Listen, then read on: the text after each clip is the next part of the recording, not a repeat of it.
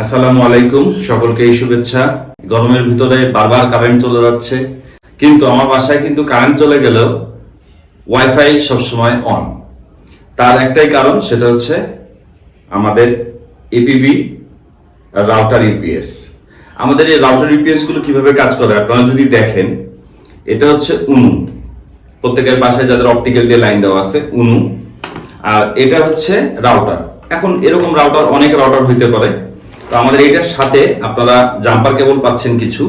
এই জাম্পার কেবলগুলো দিয়ে এখানে দেখেন, আমাদের এখানে 12 ভোল্টের একটা, দুইটা এবং 9 ভোল্টের একটা, 5 ভোল্টের একটা আউটপুট আছে। কিভাবে কানেকশন দিবেন?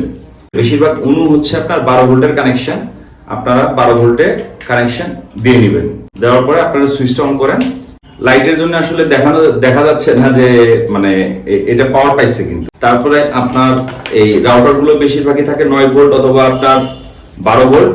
আমরা এখানে টিপি লিংকের আমরা এটা এই যে পাওয়ারের এখানে লাগাই দিচ্ছি।